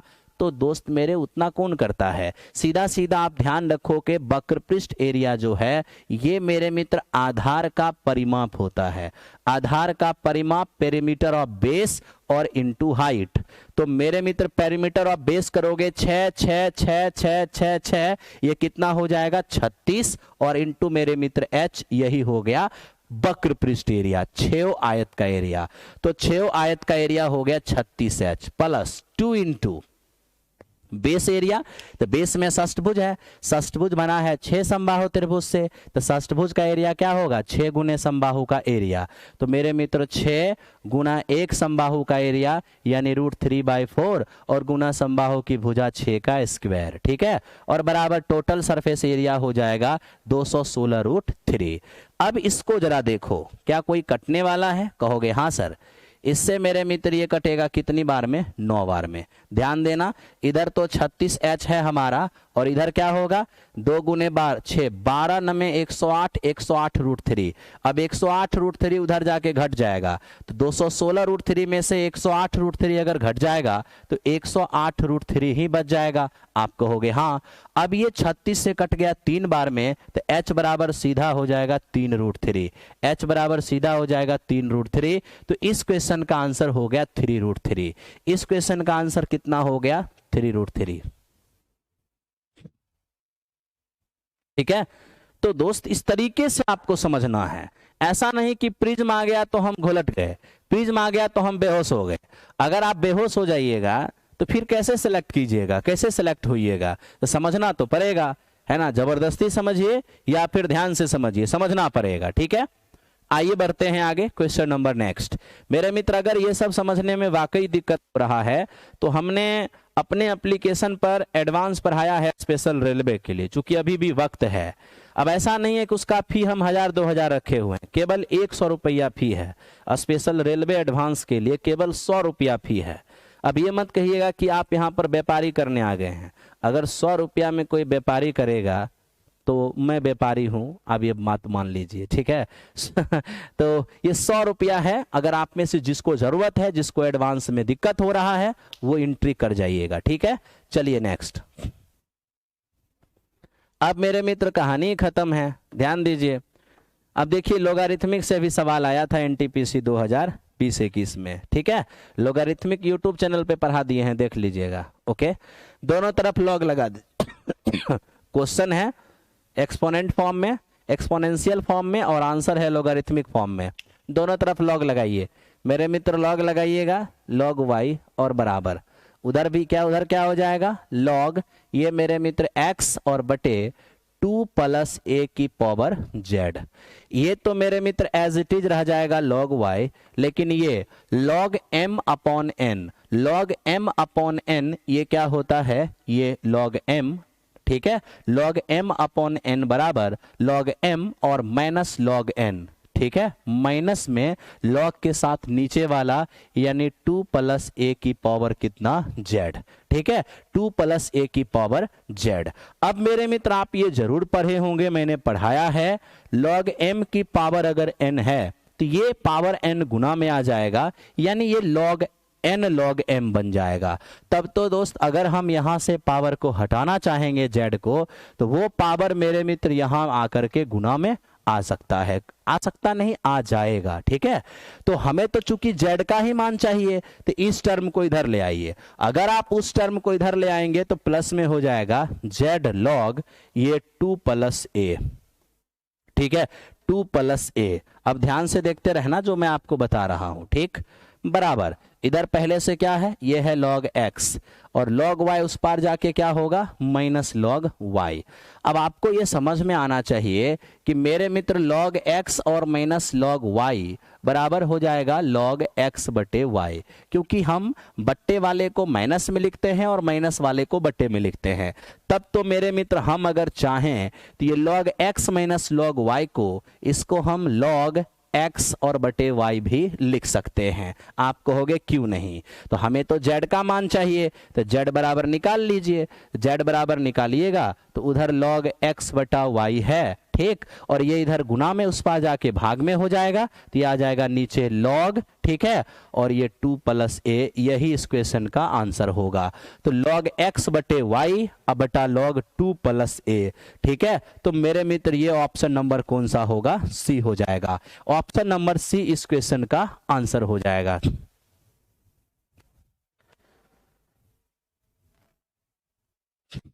चलिए चलते हैं क्वेश्चन नंबर नेक्स्ट। ध्यान दें, खत्म कर रहे हैं कहानी को। आज थोड़ा 10 मिनट अगर डिले हो जाता है तो कोई बात नहीं है, लेकिन मैं जानता हूं कि 7:30 बजे आप लोग का क्लास रहता है। मैं 7:30 से 2-3 मिनट पहले ही खत्म करने की कोशिश करूंगा कल के टेस्ट से। 6:15 में ना शुरू करके एग्जैक्ट हम 6 में शुरू करने की कोशिश करेंगे, ठीक है। चलिए नेक्स्ट क्वेश्चन। अब मेरे मित्र ये नेक्स्ट क्वेश्चन इसको देखिए दोस्त मेरे, ये ट्रिग्नोमेट्रिक इन्वर्स है एकदम दोस्त। ये एनटीपीसी 2021 में सवाल आया था। छोटी सी बात बताता हूं, क्या मेरे मित्र आप पढ़े होंगे कॉट इन्वर्स कॉट थीटा बराबर क्या होता है theta. Cot inverse cot theta बराबर क्या होता है थीटा। तो चूंकि बाहर तो कॉट इन्वर्स है, जरा सोचिए कॉट में किसी डिग्री का मान है क्या, आप कहिएगा हाँ।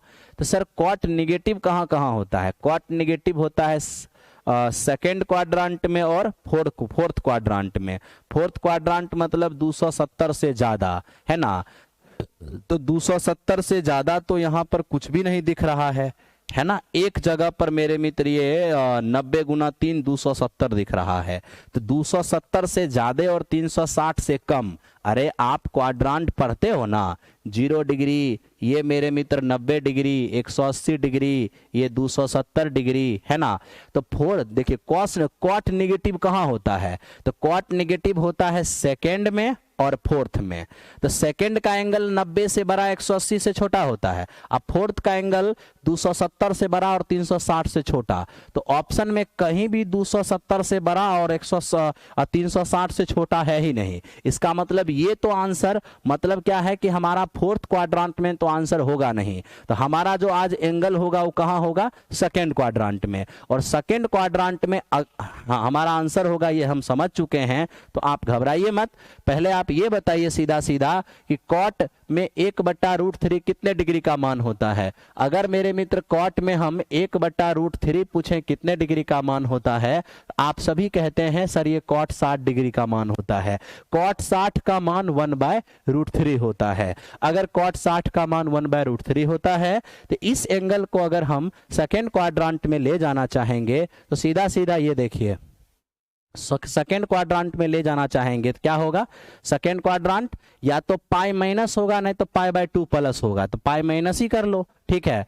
तो मेरे मित्र कॉट, ठीक, कॉट पाई माइनस π/3 बराबर जानते हो क्या होगा क्या। तो सर ये पाई माइनस π/3 यानी 180 में से 60 जाएगा 120, बिल्कुल सेकेंड क्वाड्रांट में रहेगा। तो दोस्त मेरे कॉट 180 माइनस थीटा ये होता है माइनस कॉट थीटा, ठीक। और ये माइनस कॉट 60 का मान -1 है ना, कॉट 60 का मान 1/√3। तो इस तरीके से आप ये समझ चुके हैं कि सर कॉट पाई माइनस π/3 का मान ही -1/√3 होता है। तब तो मैं ये पूछना चाहूंगा कि मेरे मित्र ये कॉट अब पाई माइनस π/3 का मतलब क्या होता है 2π/3, क्या 2π/3।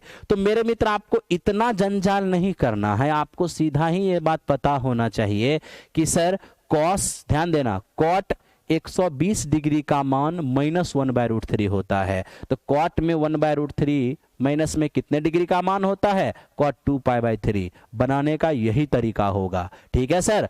अब आपको पता चल चुका है कि सर यहां पर जो हमारा क्वेश्चन है, हमारा जो क्वेश्चन है कॉट इनवर्स और ये अंदर में -1/√3 है, उसको हम क्या लिख सकते हैं, उसको हम लिख सकते हैं कॉट, मेरे मित्र ये ध्यान दो थोड़ा सही से, थोड़ा सही से मेरे मित्र लिखो। कहोगे क्या सही से लिखेंगे, तो ये आपका क्या हो गया कॉट ना, बीच में बराबर चिन्ह कहाँ से आ गया था, इसको घटाओगे तो मेरे मित्र ये 2π/3 हो जाएगा। यानी कॉट 2π/3 का मान 1/√3 है। तो हमारा जो क्वेश्चन है मेरे मित्र ये कॉट इनवर्स, ठीक। अब -1/√3 के बदले हम क्या लिख सकते हैं, हम लिख सकते हैं कॉट 2π/3, कॉट 2π/3। तो अब यहां देखो कॉट इनवर्स कॉट थीटा बराबर थीटा होता है, तो कॉट इनवर्स कॉट थीटा बराबर थीटा हो जाएगा। यानी इस क्वेश्चन का आंसर 2π/3 हो जाएगा, 2π/3 हो जाएगा। एक बात बताऊं मेरे मित्र, एक बात बताता हूं, अगर आप सभी को मैं ट्रिग्नोमेट्रिक इनवर्स पढ़ाया तो आप डायरेक्ट मेरे मित्र यहां के बाद यही बोलते और सीधा आंसर आ जाता। मैं ट्रिग्नोमेट्रिक इनवर्स एक दिन तांडव क्लास में आपको जरूर पढ़ाऊंगा। रोहित राज न्यू बैच कब आएगा? कल से न्यू बैच है 4 बजे शाम में। फी है केवल 500 रुपया। आज जुड़ जाइएगा, कल शाम में बैच है 4 बजे से, ठीक है। बाकी नोटिस लिखा जा रहा है। Thank you. कमेंट सेक्शन में देखिए। अब दोस्त मेरे इसका हमें क्या कह रहा है? प्रसरण निकालिए। देखिए प्रसरण निकालने जब भी कहेगा तो आप पहले माध्य निकाल लीजिएगा। माध्य बराबर सभी परीक्षणों का योग, तो सभी परीक्षण को जोड़िए। 13 5 18, 18 9 22, 22 12 30, 30 और 30 और 15 कितना? एक बार फिर जोड़ के देखिए। ये 15 और 12 मेरे मित्र 27 और 9 36, 36 5 41, 7 48, 48 और 6 54। सभी परीक्षणों का योग 54। अब परीक्षणों की संख्या 6, यानी माध्य आ गया 9। तो पहले पहले आपको निकालना है माध्य। जब आप माध्य निकाल लेते हैं तो विचलन का स्क्वायर निकालिए। अब विचलन कैसे निकालते हैं? हर चरमान में से माध्य को घटाते हुए और स्क्वायर करते चलिए। तो चरमान क्या है? यही मेरे मित्र आपका चरमान है, ठीक है, और ये है माध्य। तो चरमान में से माध्य घटाइए और स्क्वायर करते रहिए। तो 6 में से 9 3, 3 का स्क्वायर हो जाएगा 9। ये 7 में से 9 2, 2 का स्क्वायर हो जाएगा 4। 5 में से 9 4, 4 का स्क्वायर हो जाएगा 16। 9 में से 9 0, 0 का स्क्वायर 0। ये 12 में से 9 3, 3 का स्क्वायर 9। ये 15 में से 9 6, 6 का स्क्वायर हो जाएगा 36। तो ये मेरे मित्र हो गया विचलन नहीं, विचलन का वर्ग। और जब विचलन का वर्ग निकल गया तो अब आप इसका माध्य निकाल दीजिए। तो माध्य कैसे निकालते हैं? योगफल और बटे संख्या। क्या गो टर्म है? 3 3 6 गो टर्म है। आप ऊपर जोड़िएगा 74 आएगा और नीचे मेरे मित्र 6 है। आप सॉल्व करके देखिए 37 अपॉन कितना? 3। तो यही इस क्वेश्चन का आंसर होगा option number A. Option number A. ध्यान दीजिएगा, पहले पहले क्या करना है? माध्य निकालना है। माध्य के बाद डेविएशन का वर्ग। कैसे? तो हर चरमान में से माध्य को घटाते चलिएगा और स्क्वायर करते चलिएगा। तो डेविएशन का जो वर्ग आएगा आप उसका माध्य निकाल दीजिएगा। तो डेविएशन के स्क्वायर का जो माध्य होगा इसी का नाम प्रसरण है। इसी का नाम क्या है? प्रसरण। हिंदी में प्रसरण या विचरण कहते हैं, इंग्लिश में वेरिएंस कहते हैं। अगर इसी क्वेश्चन में मान लीजिए कि हमसे मानक विचलन पूछ देता, इसी क्वेश्चन में हमसे मानक विचलन पूछ देता तो हमारा कंसेप्ट बन जाता अंडर रूट प्रसरण। तो हमारा आंसर क्या होता? √37/3। एकदम धनात्मक, ऋणात्मक का कोई स्थान ही नहीं है। चाहे वो प्रसरण हो चाहे मानक विचलन, एकदम पॉजिटिव होगा, ठीक है, एकदम पॉजिटिव होगा। चलिए चलते हैं क्वेश्चन नंबर नेक्स्ट। एकदम तांडव क्लास लेंगे आप, इसके लिए मत घबराइए। अब मेरे मित्र आप इस क्वेश्चन को ध्यान से देखो। यह है 3 घंटियां एक साथ बजना आरंभ होती है, उनमें से प्रत्येक 0.25 सेकेंड, 0.1 सेकेंड और 0.125 सेकेंड के अंतराल पर स्वतः बजती है। अगर उन्हें एक साथ बजा दिया जाए तो कितने समय के बाद वो पुनः एक साथ बजेंगी? कितने समय के बाद वो पुनः एक साथ बजेंगी? ये कंसेप्ट आप सभी को पता है मेरे मित्र। ऐसे क्वेश्चन में आप क्या करते हैं? जितने टाइम पर वो रिपीट होता है मेरे मित्र, जितने जितने टाइम पर वो रिपीट होता है आप उसका एलसीएम निकालते हैं। क्या निकालते हैं? एलसीएम। देखिए सर, पता नहीं किताब में तरह तरह का मेथड अपनाया रहता है एलसीएम निकालने के लिए, लेकिन सबसे सटीक तरीका यह है जो कभी गलती नहीं होगा। जब भी आपसे एलसीएम निकालने कहे या एचसीएफ निकालने कहे डेसिमल वाले का, तो उसका डिनोमिनेटर सेम कर दीजिएगा। अब देखिए डिनोमिनेटर सेम करने का मीनिंग क्या है? यहां से डेसिमल हटाइएगा 100 आएगा, यहां से डेसिमल हटाइएगा 10 आएगा, यहां से डेसिमल हटाइएगा 1000 आएगा। तो देखिए अगर यहां 1000 है ना तो आप हर जगह 1000 बना दीजिए। अब हर जगह 1000 बनाइएगा तो इसके लिए नीचे 100 से गुना करना पड़ेगा, ऊपर भी 100 से, यहां 10 से गुना करना पड़ेगा, ऊपर भी 10 से। तो यहां हो गया 250, यहां हो गया 100, यहां हो गया 125, यानी ये हो गया यहाँ पे 250/1000 मेरे मित्र यहाँ 100 अपॉन 1000 और मेरे मित्र यहाँ 125 और अपॉन 1000। आप डिनोमिनेटर सेम करने के बाद ही इसका एलसीएम निकालिएगा, ठीक है। तो आप सभी को पता है कि हम जब डिनोमिनेटर सेम कर दिए हैं तो ये तो भिन्न हो गया, और भिन्न का एलसीएम क्या होता है, तो भिन्न का एलसीएम होता है अंश का एलसीएम। भिन्न का एलसीएम निकालेंगे तो अंश का हो जाएगा एलसीएम और मेरे मित्र हर का हो जाएगा एचसीएफ, यानी 1000 1000, ठीक है, और 1000 मेरे मित्र इसका हो जाएगा एचसीएफ। आप जरा फाइंड करिए तो 250 100 और 125 का एलसीएम हो जाएगा 500 और नीचे 1000 1000 1000 का एचसीएफ हो जाएगा 1000, यानी हो जाएगा 1/2, बोले तो 0.5, बोले तो 0.5। देखिए आप और भी किसी तरीके से बनाइएगा तो इसका आंसर आएगा। अगर आप डिनोमिनेटर सेम नहीं करके भी बनाइएगा आज तो आंसर आ जाएगा, लेकिन हमेशा सही होगा ये जरूरी नहीं है। इसलिए मेरे मित्र ये ध्यान रखिएगा कि डिनोमिनेटर को सेम कर दीजिएगा, है ना, यानी कि बट्टे में शून्यों की संख्या एक समान करके और फिर बनाइएगा तो कभी गलत नहीं होगा, ठीक है। चलिए चलते हैं क्वेश्चन नंबर नेक्स्ट, समझते हैं कि इसके आगे क्या होने वाला है। समझते हैं इसके आगे क्या होने वाला है। अब मेरे मित्र आप इस सवाल को समझिए और ध्यान से देखिए, ये क्या है, वह छोटी सी छोटी संख्या ज्ञात करें जिसे 2 3 4 5 6 से विभाजित किया जाए तो एक शेष बचता है और 7 से विभाजित किया जाए तो कुछ भी शेष नहीं बचता।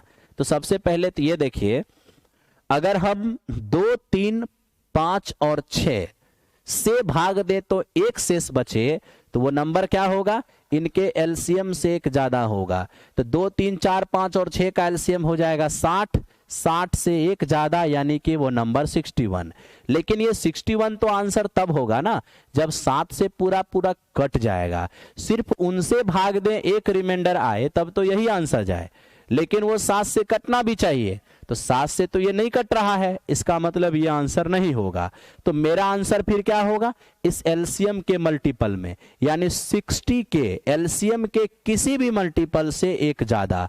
तो एलसीएम किसी भी चीज से गुना कर देंगे तो उन सब चीज से कटेगा ही, और एक जोड़ रहे हैं तो एक रिमाइंडर आएगा ही।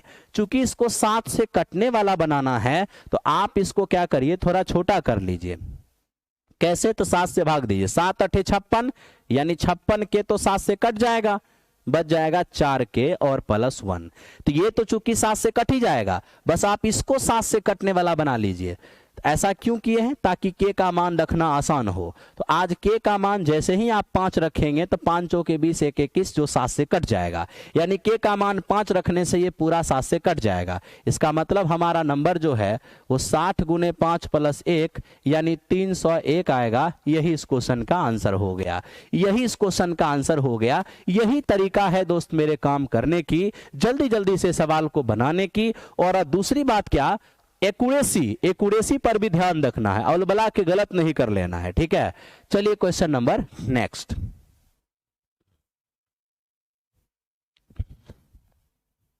इसके बाद क्या है ये, अच्छा सर आइए इसकी बात हम लोग करें पहले। देखिए ये क्या है, इस क्वेश्चन ने हमें कहा कि बीजू की आयु शुभम के 3 गुने से 28 कम है, ठीक है। फिर देख रहे हैं कि शुभम की आयु आमिर की आयु के 4/5 से 16 वर्ष अधिक है। ये तो ज्यादा लोचा है। आगे कह रहा है कि कावेरी का उम्र, ध्यान देना दोस्त, एक कैरेक्टर बीजू हो गया, एक कैरेक्टर शुभम है, उसके बाद एक कैरेक्टर नया आमिर आ गया, फिर मेरे मित्र कावेरी है और आगे शुभम है। अब ध्यान से एक बार पढ़ लो सवाल, बीजू शुभम के आयु के 3 गुने से 28 कम है, ठीक है। शुभम की आयु आमिर के आयु के 4/5 से 16 वर्ष अधिक है। इन दोनों से तो मानना थोड़ा खतरनाक हो जाएगा क्योंकि बहुत ज्यादा लोचा है लाइन में। आगे पढ़िए, कावेरी आमिर से 10 वर्ष छोटा है। तो कावेरी जो है वो आमिर से 10 वर्ष छोटी है और शुभम की आधी है। कावेरी जो है वो आमिर से 10 साल छोटी है लेकिन शुभम की आधी है। कौन, कावेरी आमिर से 10 वर्ष छोटी है लेकिन शुभम की आधी है। इसका मतलब है कि शुभम से हम काम को मान सकते हैं। तो शुभम की उम्र को हम 2x मान लेते हैं। तो मेरे मित्र कावेरी क्या होगी, कावेरी आमिर से भले ही 10 छोटी है लेकिन शुभम की आधी है, तो जितना शुभम उसका आधा हो जाएगी कावेरी। अब रही बात आमिर, तो देखिए जब कावेरी आमिर से 10 साल छोटी है तो आमिर कावेरी से 10 साल बड़ा होगा। हाँ, तो कावेरी से 10 साल बड़ा कौन हो जाएगा, आमिर हो जाएगा। आगे देखिए पहला लाइन में लिखा है कि बीजू की आयु शुभम की आयु के 3 गुने से 28 कम है। मेरे मित्र बीजू की आयु शुभम की आयु के 3 गुने से 28 कम के बराबर है। तो मेरे मित्र सारा का सारा उम्र हम मान लिए। तो हमने ये लाइन का प्रोसेस भी कर लिया मेरे दोस्त, हमने इस लाइन का प्रोसेस भी कर दिया है। ये तो हमसे सिर्फ पूछा ही है। अब एक ही लाइन बच गया जिसका प्रोसेस नहीं हुआ है, ये लाइन है। ये क्या है, शुभम की आयु आमिर की आयु के 4/5 से 16 अधिक है। तो शुभम की उम्र यानी कि 2x, आमिर का उम्र यानी कि x + 10। तो क्वेश्चन है शुभम की उम्र आमिर के उम्र के 4/5 से मेरे मित्र 16 वर्ष अधिक के बराबर है।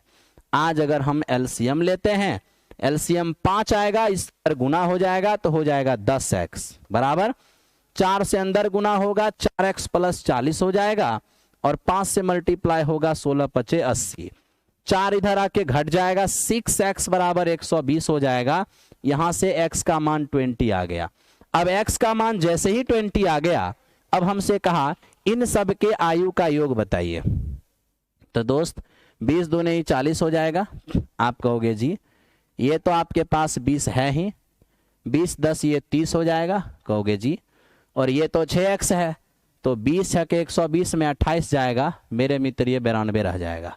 आप इन सब को जोड़ लीजिए, जोड़िएगा तो 2 और ये 6 3 9 9 हो जाएगा 18, यानी इनके आयु का योग हो जाएगा 182। इनके आयु का योग क्या हो जाएगा, 182। आयु का योग क्या हो जाएगा, 182। आयु का योग क्या हो जाएगा, 182। ठीक है, तो चलिए ये चीज आपको समझ में आ गया होगा। आई होप आप इसको समझे होंगे। ठीक है, तो जब एज प्रॉब्लम के क्वेश्चन, सिंपल वाला एज प्रॉब्लम तो कोई भी कर सकता है, लेकिन सर अच्छा जब एज प्रॉब्लम हो ना, शुरू कहां से करें, रिलेट कहां से करें, कैसे लेकर चले, ये सबसे बड़ी बात है। ठीक है, चलिए हम चलते हैं आज के आखिरी सवाल की ओर। आज का मेरे मित्र आखिरी सवाल क्या है उसको समझिए। आखिरी सवाल है 9 छात्र एक वृत्ताकार मार्ग पर बैठे हैं। कल हम बताए थे ऐसा सवाल। ठीक है, ये देखिए एक वृत्ताकार मार्ग है, 1 2 3 4 5 6 7 8 9। ठीक है, ये 1 2 3 4 5 6 7 8 9 9 लोग हैं। ठीक, अब 9 लोग में मान लीजिए कौन कौन सा लोग है, ए है, बी है, सी है, डी है, ई है, ये मेरे मित्र एफ है, ये जी है, ये एच है और ये आई है। ठीक है, आप कहिएगा हाँ। हमें कहता है कि 2 छात्र सदैव एक साथ रहे, इसकी प्रोबेबिलिटी क्या होगा। तो प्रोबेबिलिटी बराबर क्या होता है जी, प्रोबेबिलिटी बराबर क्या होता है, अरे क्या पढ़ते हैं, प्रायिकता बराबर। तो प्रायिकता बराबर आप यही पढ़ते हैं अनुकूल परिणाम, मेरे अनुकूल परिणामों की संख्या, मेरे अनुकूल परिणामों की संख्या और बटा मेरे मित्र कुल परिणाम, यही पढ़ते हैं। आप कहिएगा हाँ। तो पहले कुल परिणाम का मतलब यहाँ क्या है, अरे कुल परिणाम का यहाँ मतलब क्या हुआ, तो यहाँ कुल परिणाम का मतलब हो गया कि 9 लोगों को आप वृत्ताकार मार्ग पे बैठा दीजिए। तो आपको पता है कि n लोगों को वृत्ताकार मार्ग पर बैठाने का तरीका होता है फैक्टोरियल n-1। तो अगर हम 9 लोगों को डायरेक्ट वृत्ताकार मार्ग पर बैठाएंगे, वृत्ताकार पथ पर बैठाएंगे, तो डायरेक्ट होगा फैक्टोरियल 9-1 यानी फैक्टोरियल 8। तो ये हो गया हमारा कुल परिणाम। ये क्या हो गया दोस्त मेरे, ये हमारा हो गया कुल परिणाम, कुल परिणाम। ठीक, और मेरे अनुकूल परिणाम, तो मेरा अनुकूल परिणाम है। तो मेरा अनुकूल परिणाम कहता है कि इसको आप ऐसे सजाइए कि जिसमें दो आदमी हमेशा एक साथ बैठे। तो दो आदमी अगर एक साथ बैठेगा तो परमुटेशन में पढ़े होंगे, जो एक साथ बैठेगा हम उसे एक काउंट करेंगे। तो पूरा 9 था, जिसमें दो एक साथ बैठेगा तो ये दोनों तो एक काउंट हो गया। तो अगर 9 में से ही 2 को हटा दिए तो बच गया इधर 7, 7 आई 1 8। तो मेरे मित्र 8 लोगों को वृत्ताकार पथ पर बैठाने का तरीका, n लोगों को बैठाने का तरीका फैक्टोरियल n-1, तो 8 लोगों को बैठाने का तरीका फैक्टोरियल 8-1। लेकिन दोस्त मेरे, जिन दो को हम एक साथ बैठाए हैं वो आपस में भी सजावट कर सकता है। 2 लोग हैं तो फैक्टोरियल 2 तरीके से सजावट कर सकता है। तो ये हो गया मेरे अनुकूल परिणामों की संख्या। आपको चाहिए प्रोबेबिलिटी, तो प्रोबेबिलिटी कैसे बनाएंगे? तो सर मेरे अनुकूल परिणामों की संख्या फैक्टोरियल 7 × 2 हो गया, बटा कुल परिणाम वो हो गया फैक्टोरियल 8। तो मेरे मित्र ये हो गया फैक्टोरियल 7 × 2। बाकी फैक्टोरियल 8 को हम 8 गुने फैक्टोरियल 7 लिख सकते हैं।